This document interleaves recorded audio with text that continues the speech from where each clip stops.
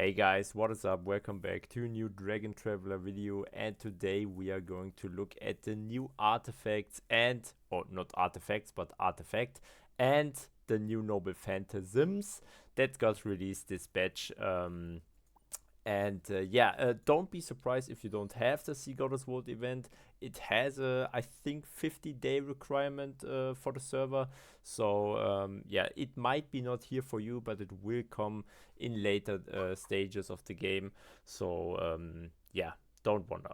Okay, so let's break down the new Elysian Cup artifact because there's not much to talk about it in general, but I actually think it's really good, right? The effect itself is strong, giving the lowest HP ally 9999 crit resist and 40% attack, physical defense, and magic defense for 10 seconds. And probably the biggest advantage is that it only takes up a 2x2 square in the dragon nest, which is extremely efficient for an artifact this strong. However, you need 6 artifact pieces, with each one costing 60 golden clovers, right? So that's 360 golden clovers in total. And I personally, I wouldn't prioritize it right now, right? So golden clovers are extremely valuable, especially for free-to-play players. And I don't think you should focus on things like artifacts right now, rather using them into Harlequins, right? Into the crit Harlequin, into the dodge Harlequin, for example, what was it, attack one, I think, the pumpkin head. These are very valuable, but also the worm spells, right? There are some worm spells I would recommend picking up. For example, I really like the Drain Aura. It's a pretty nice second slot skill in my opinion. Agility Aura is also pretty nice. You can pick it up too. It's very nice. There will be some other options in the future, but I think for now everyone should have at least an orange leveled agility aura, right? So overall, it's a very strong artifact with a great effect and amazing space efficiency, but probably not your first priority as a free-to-play player. I mean, whales get it anyway, right? And it's really strong. But with that out of the way, let's move on to probably the most interesting part of this update, the new exclusive Noble Phantasms, and which ones are actually worth investing in. So starting with Helveil's Noble Phantasm Goddess Relief. Her purpose 6 gives 450 crit resist for every blessing buff on that luminary or worm. So the more blessing buffs you can stack, the harder they become to crit. At red 6, Helveil's Overdrive now increases her shield granted to self by 75%, while allies inside her shield formation will receive 100% damage reduction. That's a massive defensive upgrade for the entire formation. And finally, her Divinity 3 upgrades Dark Shield, allowing it to deal 40% of the enemy's max HP as damage over 5 seconds. The important downside though is that this doesn't work against bosses, so it is mainly useful in PvP and other non-bosses content. Next up is Dvalin and the Dragon Breath Greatsword. At purple 6 she gets 60% more block damage reduction efficiency, and every successful block restores 10% rage. So this improves both her survivability and her ability to cycle through her skills. Her red 6 turns her accumulated healing into additional damage, giving her more offensive value the more healing she receives. And with Divinity 3, her physical defense buffs, while in white state, are upgraded to a significant physical defense boost, further improving her defensive capabilities. Moving on to Jing and the Sunpiercer Sheath, which is, I guess, somewhat of the star of this batch. We already talked about it in the Jing review, but her purpose 6 make every talent proc dispel one buff from the target, and if there isn't a buff to remove, the target gets stunned for 1.5 seconds instead. So either way, you're getting some form of utility out of this proc.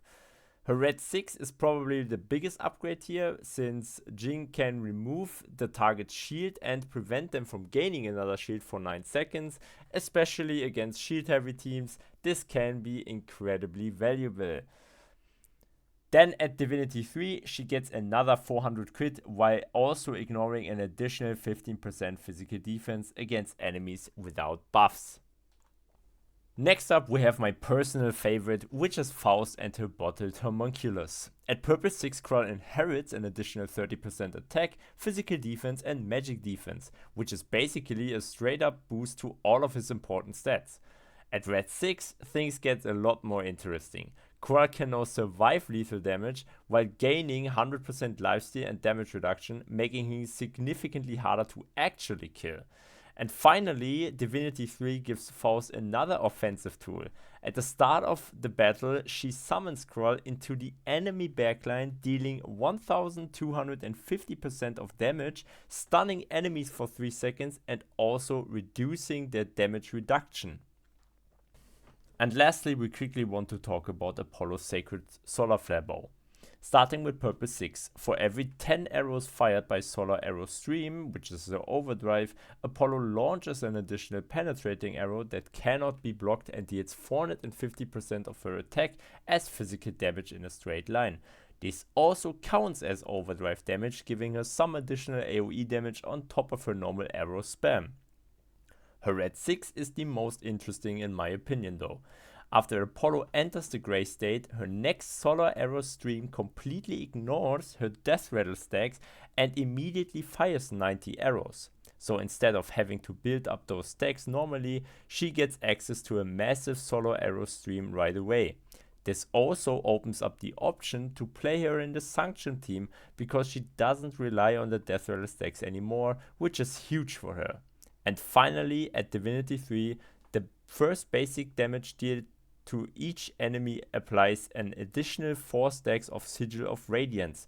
This basically allows Apollo to ramp up her Sigil stacks much faster at the beginning of the fight.